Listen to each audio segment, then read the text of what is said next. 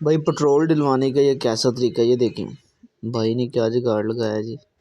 एक बोतल ली है छोटी, और उसमें जो है ना उसे चेक किया पहले कि भाई ये ठीक है कि नहीं, फिर उसे काटा है। उसे काटने के बाद अभी इसे फिक्स करने लगा।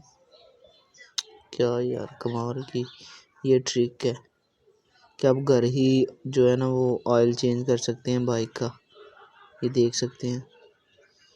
अब जो इसका ऑयल है ना वो गिरेगा भी नहीं नीचे।